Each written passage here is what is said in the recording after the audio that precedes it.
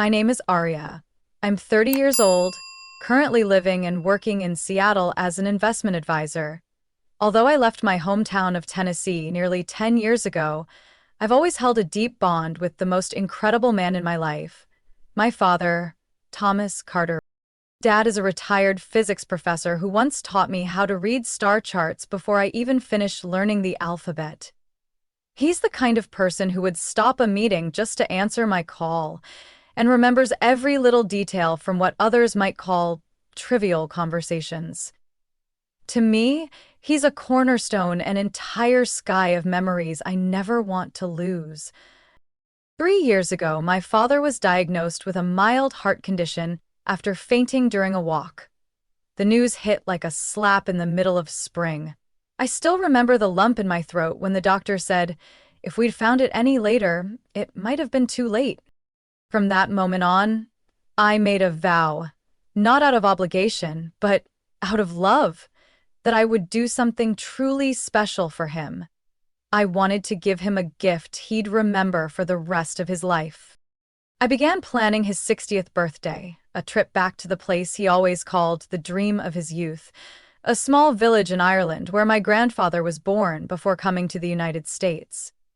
Dad often spoke of it during winter nights: wind-swept cliffs, lush green fields like paintings, and the old stone cottage where the Carter family lived for generations. I quietly started saving the moment he recovered, setting aside a portion from every bonus and successful investment deal into a private account. After 2 years, the total reached $49,000. Every single dollar was a promise that my father would set foot on the land of his ancestors before life no longer allowed it. I chose his 60th birthday, such a perfect milestone, for the trip. The journey I planned would last 10 days, including a stay at a historic estate near the western coast of Galway, where the Carter family had lived back in the 19th century. I even scheduled a reunion with extended relatives across the ocean, people I found after months of researching family trees and connecting through local social networks. Each day, I imagined Dad's face when he stepped off the plane, when he saw his father's name handwritten in old record books, or simply when he took a sip of local whiskey in a firelit room filled with history. That vision kept me working late, passing up vacations and pushing aside anything that didn't truly matter. I still remember the moment I brought up the trip during a family dinner 6 months ago. Dad set down his glass, his eyes lit up like a child seeing snow for the first time. Are you serious? Ireland? Going back to where my father once lived?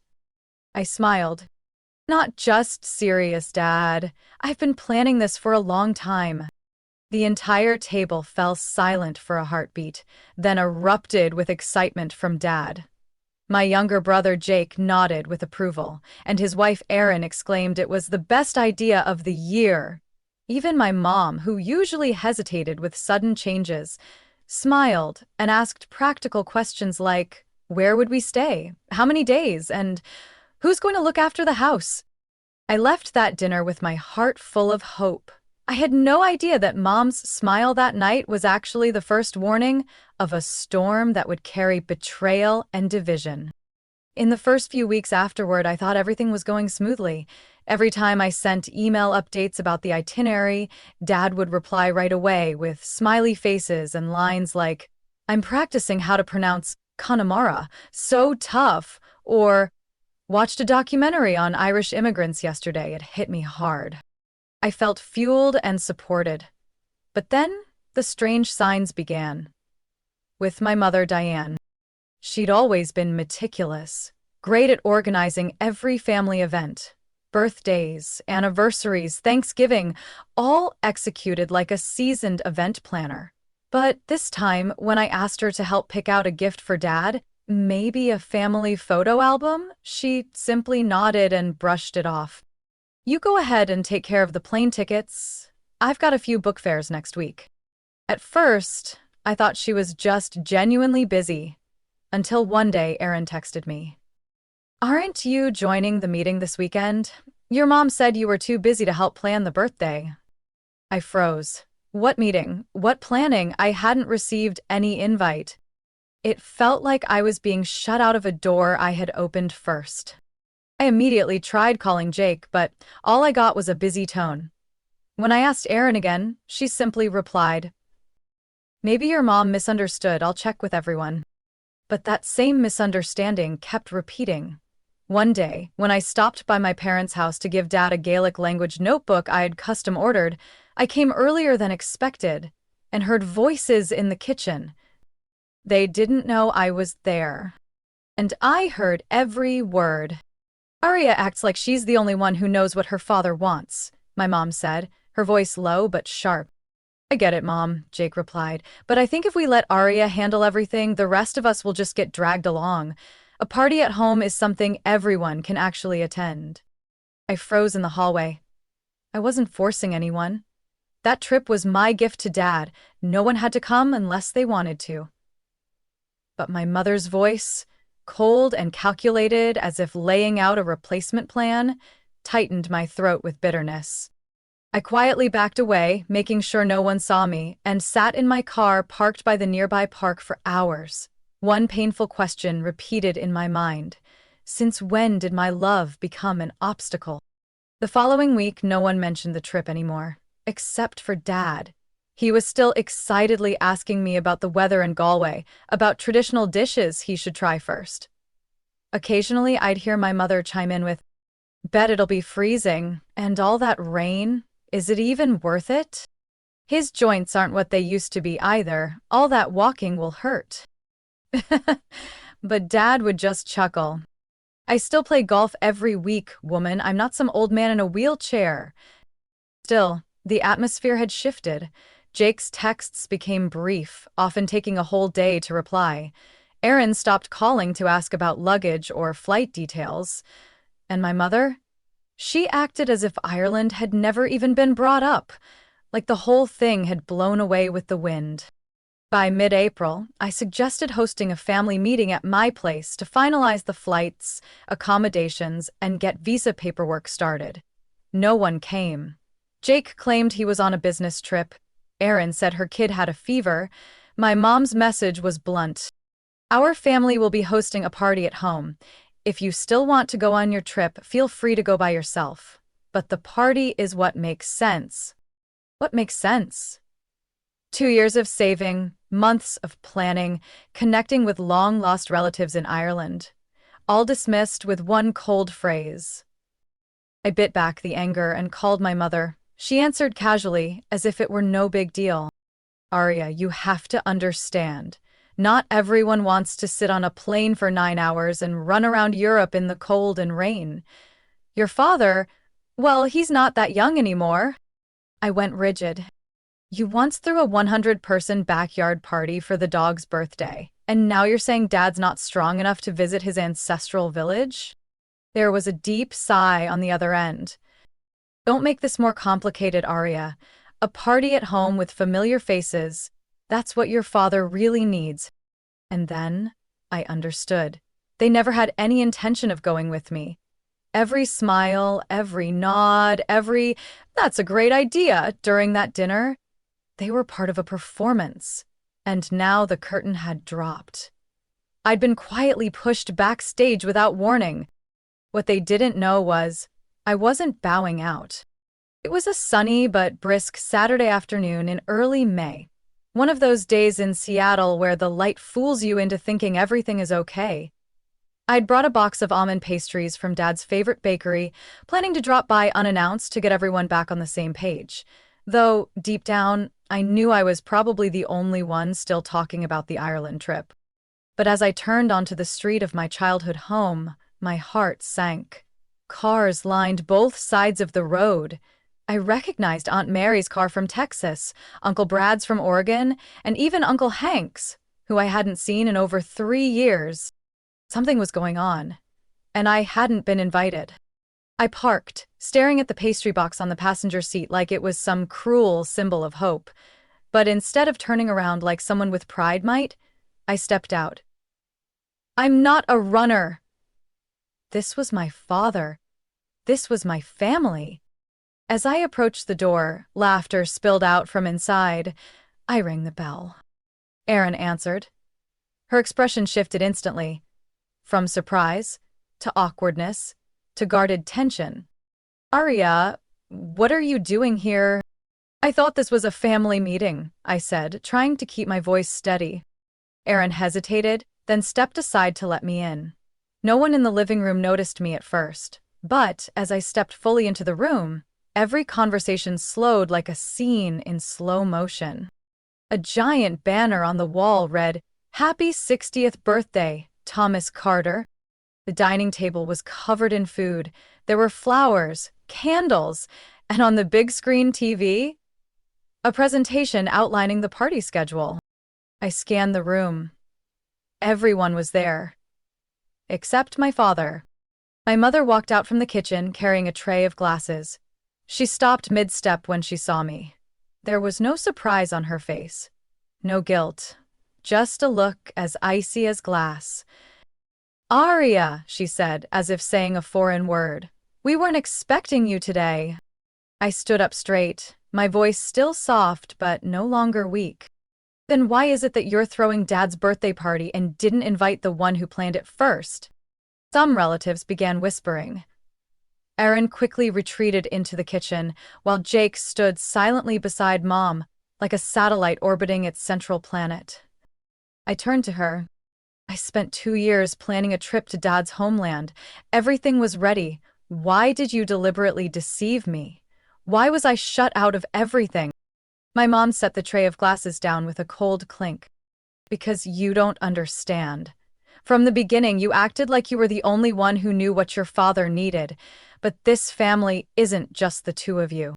I felt my blood rush to my face. "So that justifies excluding me from every meeting? You convinced Dad that I didn't care about him? What did you tell him, Mom?" She stepped closer, her eyes sharp like daggers. "We discussed it. Everyone agreed. You are not welcome at your father's birthday party." Those words, cold and crystal clear, rang like a bell, marking the end of an era. The room seemed to freeze. A few relatives looked wide-eyed at my mother, but no one said a word. Not a single one. I swallowed hard, lifting my chin to meet her gaze. "Then I won't stay another second." I turned and walked straight to the door before anyone could react. I wasn't angry anymore. I was shattered. Back at my apartment, I sat blankly at the dining table, staring at the unopened box of pastries. My phone vibrated. Dad was calling, but I didn't answer. Instead, I opened my laptop, logged into my savings account labeled Dad Trip, and I did what no one thought I would. I canceled everything. One by one, I clicked cancel, round-trip flights, the historic home in Galway, the village tour, the cooking class. Each click felt like slicing away a piece of my dream. Total, $49,000 back into my personal account. Empty, cold. Still, the phone kept vibrating. But I couldn't pick it up. Not that night. Not after hearing my own mother say, "You're not welcome." I locked my phone, opened a bottle of red wine I'd saved for the family dinner in Ireland, took a sip, bitter and burning. I turned on the balcony light, watched the city melt into night. Everything had changed. No plan. No Ireland. No family. Just me, and the silence they left behind. That night I thought would pass quietly, like 1,000 other lonely nights after family fights. But around 2 a.m., my phone rang. Jake's name appeared on the screen. I hesitated. Part of me wanted to turn it off. The other part still desperately needed answers. I picked up. "Arya." Jake's voice was hoarse, like he'd been crying or drinking. "Can you just let me talk, please?" I stayed silent, and he began. Each word felt like shards of glass thrown straight at my chest. "Mom lied. She told everyone you didn't want to attend the birthday. She said you were too busy, didn't want to go anywhere, didn't care. You know what? She told Dad you canceled the Ireland trip to focus on work." I closed my eyes, my hands clenched into fists. "And he believed that?" I asked, my voice cracking. "Yeah, because for the last 3 months he didn't hear you mention the trip, Because Mom deleted every email you sent, deleted every text. She even blocked your number on his phone, then added it back a few weeks later saying it was a tech glitch. I could barely breathe. Jake continued, his voice now frantic. Dad found out tonight. He found a printed copy of an old email in Mom's drawer. It was the hotel confirmation from Ireland, with your name on it, booked for 2 people. He picked it up, confronted her, and all the lies started unraveling. I swallowed the lump in my throat. My heart pounded like someone was hitting my chest from the inside. "I'm sorry," Jake whispered.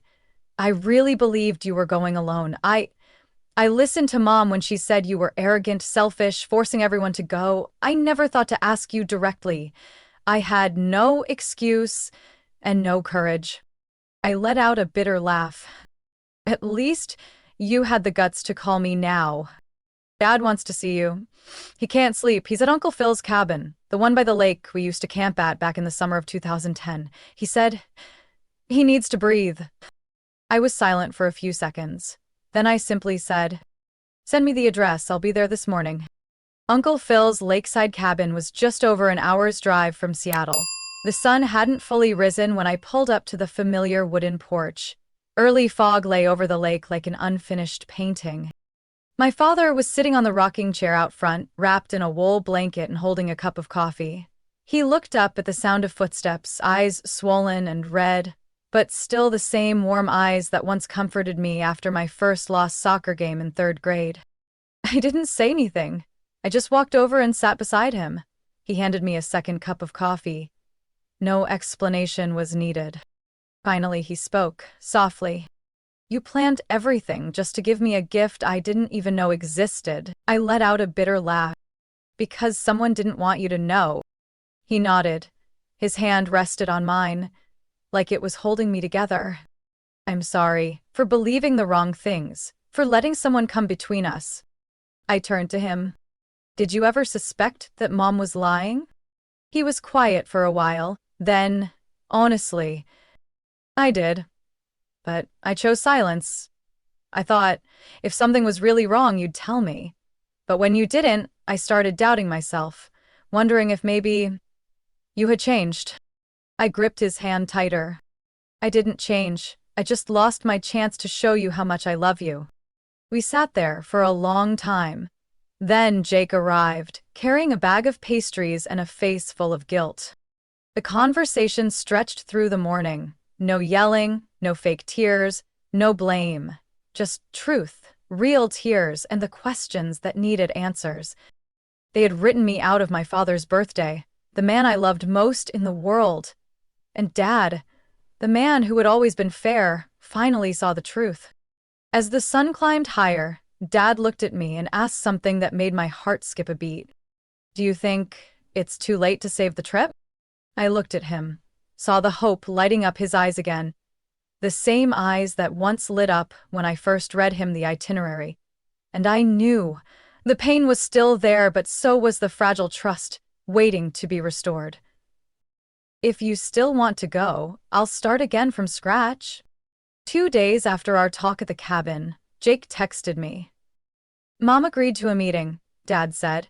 "If we don't clear this up, our family might never go back to what it was." And so, on a Sunday afternoon, the house I'd grown up in became a battleground again. But this time, there was no shouting, no performative tears, no acting. Just 3 people. Me, Dad, and Jake, sitting across from the woman who had hidden the truth, moved us around like chess pieces. My mother, Diane Carter. She sat at the head of the dining table in a plain gray sweater, hair neatly combed. Looking at her, no one would guess she once said, "You're not welcome." But I remembered. And I wasn't there to forget. I was there to understand. Dad began, his voice firm but not loud. "Diane, today isn't about blame, today is about clarity." Mom stayed silent. She glanced at me for a moment, then looked away. I didn't want to dance around it. "You blocked my communication with Dad. You made up stories about me not caring. You made everyone believe I was selfish." Still silence. Jake stepped in. "And you left her out of the birthday party. even though she was the one who planned it in the first place for Dad. A long pause passed. Then my mother gently placed her hand on the table, as if admitting something heavy. "You all think I didn't notice," she said, her voice low. "The way your father looks at Arya, the way he tells stories about your conversations, laughs at things I've never even understood.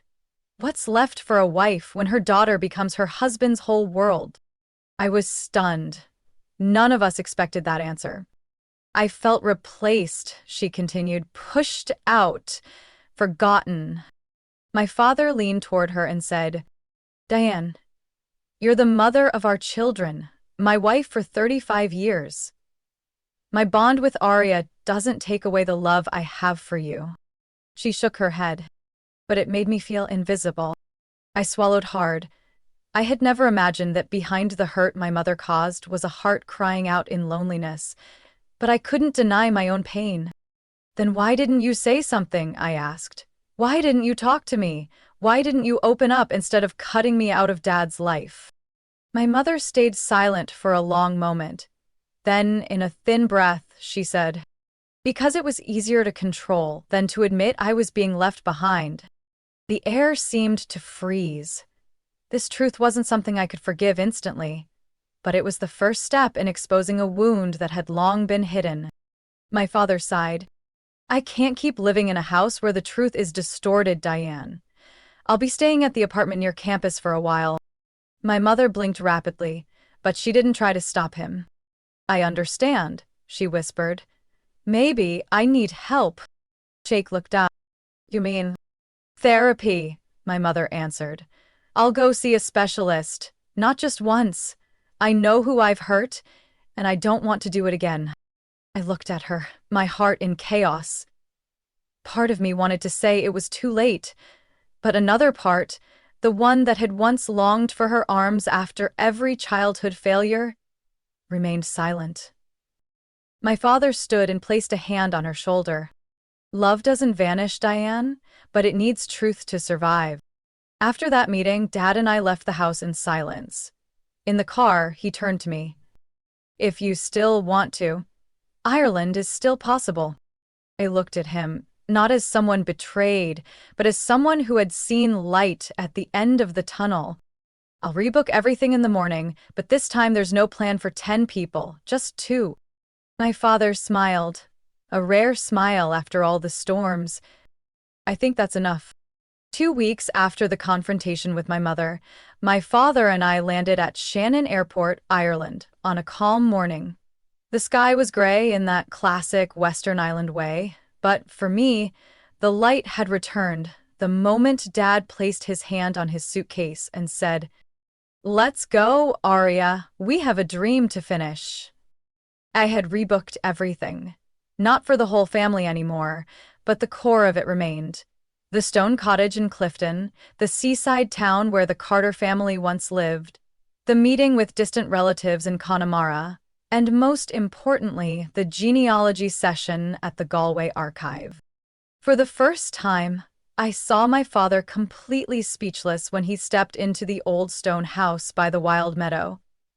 Moss-covered gray stones, weathered wooden frames, and the black and white photo I had printed of Thomas Carter in 1925 seemed to come to life before him. Dad placed his hand on the wall, then turned to me, eyes misty. "You know, I always imagined this place like a fairy tale. Now I'm inside it." I didn't say anything. I just smiled. Some sacred things don't need to be explained. 3 days later, we were guided by an elderly woman named Bridget O'Donnell to the archives of the old St. Finbarr's Church. In a small room where sunlight filtered through stained glass, she placed a worn leather book in front of us. "Your great-grandfather, Sean Carter, is listed here. Born in 1879. This is the page where he was baptized." My father turned each page like it was a treasure. When he saw the handwritten line, "Sean O. Carbehay, son of Liam and Maeve," he sat still for a long while. "You know," he whispered, "I used to think roots were just something to mention in an essay. But the feeling of touching your own history, it's completely different. That afternoon, we were invited to the home of Cormac and Fiona, distant relatives on my great-grandfather's maternal side, whom I had found through a Facebook group for Irish Americans. Their home sat among fields of tall grass, with a glowing fireplace and the warm scent of apple pie in the air. "Aria," Fiona said, handing me a photo album. "Your grandfather used to write letters home. We still have a few. Look." In my hands were aged papers, sun-tinged at the edges, but every word still clear, the bold blue ink of Thomas Carter's handwriting, the man I had only known through old family photos. He wrote about America, his first snow in Chicago, and missing the smell of damp peat after rain. My father fell silent after reading them. Then he said softly, "For the first time in my life, I don't feel lost." That night, we had dinner with Fiona's family in their backyard, lit with golden string lights. Soft violin music played, the scent of whiskey drifted through the air, and stories flowed across generations. I looked at my father, no longer the man trapped between a controlling wife and a daughter trying to prove her love. In that moment, he was simply a man living a joy that lit up his soul. On the drive home, winding down cobblestone roads like ribbons across the countryside, he turned to me and said, voice gentler than the morning mist, "Aria, I owe you a thank you, not for the trip, but for not leaving me behind even when others tried to on your behalf." I said nothing. I simply reached for his hand, just like he used to hold mine when I was scared as a child. This trip didn't just reconnect us with our ancestors. It did something more. It reconnected us with each other. No more being left out. No more misunderstandings. Just a father and daughter under Ireland's grey sky, where roots were no longer history, but a living part of the present. The flight from Dublin back to Seattle took nearly 10 hours, but for my father and me, it felt like one long exhale between two chapters of life. We didn't talk much about home, about Mom, Jake, or the divide we'd just come through. That would come later. Healing, we had learned, starts with silence, not interrogation. When I got back to my apartment, I found a gift basket on my doorstep. Inside were dried lavender, a book on the art of letting go, and a handwritten note. "Welcome home. If you're ready, I'd like to meet and speak honestly." Mom. I read that line 3 times, not to understand it, but to believe my mother truly wrote it. A week later, we met at a small cafe by Green Lake. She sat at an outdoor table, no longer the sharp-edged woman who controlled everything. Her eyes looked tired, but softer. "Lighter. I'm still seeing a therapist," she said. "Twice a week. Sometimes I hate it, but I'm starting to see why I always had to control everything around me." It didn't interrupt. I let her speak. "It's not because I hated you. The opposite, really. I was scared of losing you. Scared that you were too independent. Too much like a part of your father I never really understood." I held my coffee cup, the warmth seeping into my hand. "You didn't lose me, Mom. You just forgot how to listen." She looked at me, tears beginning to well. "I'm sorry, Aria. I don't expect you to forgive me right away.